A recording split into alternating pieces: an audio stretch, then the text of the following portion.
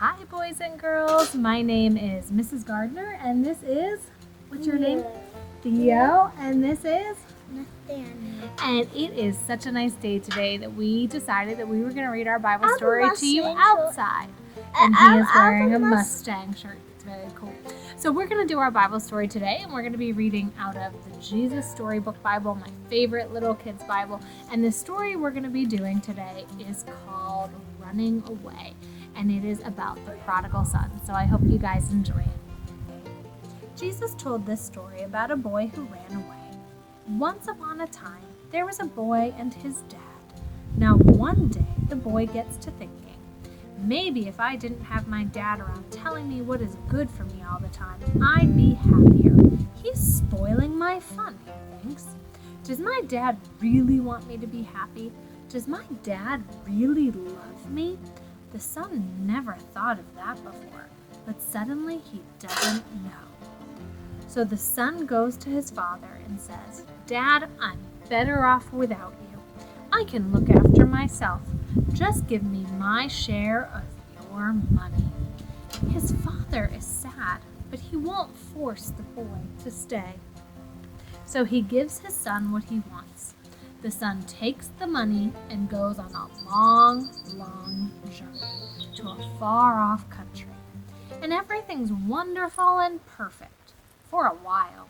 He can go wherever he wants, do whatever he wants, be whoever he wants. He's his boss. He's free. Sometimes he gets a strange, hungry, homesick feeling inside his heart. But then he goes and eats more or drinks more or buys more clothes or goes to more parties until it goes away. But soon his money runs out, and so do his friends. He ends up getting the only job he can find, feeding pigs. One day he is so hungry and so desperate he even tries some piggy food. What am I doing? He says suddenly, as if awoken from a nightmare. He spits, yuck, all of it, ick, out of his mouth. My father is rich, and here I am in a pigsty eating piggy food. He wipes his mouth and dusts himself off. I'm going home. As he starts for home, though, he begins to worry. Dad won't love me anymore. I've been too bad. He won't want me as his son anymore. So he practices his I'm sorry speech. All this time, what he doesn't know is that day after day, his dad has been standing on his porch, straining his eyes, looking into the distance, waiting for his son to come home. He just can't stop loving him. He longs for the sound of his boy's voice. He can't be happy until he gets him back. The son is still a long way off, but his dad sees him coming. What will the dad do? Fold his arms and frown? Shout, "That'll teach you, and just you wait, young man." No, that's not how this story goes. The dad leaps off the porch, races down the hill, through the gap in the hedge, up the road. Before his son can even begin his I'm sorry speech, his dad runs to him, throws his arms around him, and can't stop kissing him.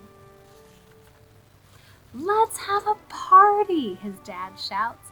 "My boy's home. He ran away. I lost him, but now I have him back."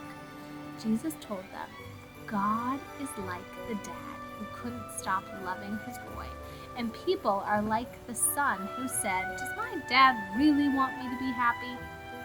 Jesus told people this story to show them what God is like and to show people what they are like, so they could know however far they ran, however well they hid, however lost they were, it wouldn't matter, because God's children could never run too far or be too lost for God to find them.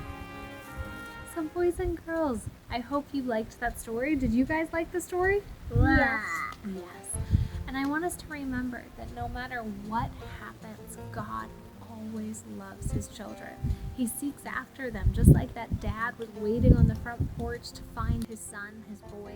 He's waiting for us too. He wants us to come home to him. So know that there is nothing you can do to make God stop loving you. There was one time where Theo got lost. Theo, do you remember that? Where were you lost? Was it at church? Yeah, we were looking all over the church for him, and I was so upset about it. I was sick to my stomach because I didn't know where he was. And we looked and looked and looked. We weren't going to give up, and I finally found him. And it was the best feeling to know that my son was back. I was terrified. God knows where we are when we're lost. It's not a surprise to him.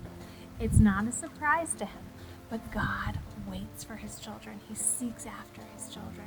He runs to his children to go and get them, to bring them back. So know that that is the Father that loves you. Just as a mom or dad loves you, that is how your Heavenly Father loves you. So I hope you guys enjoyed this. Have a wonderful rest of your day, and we'll see you guys again soon. Thanks, and God bless.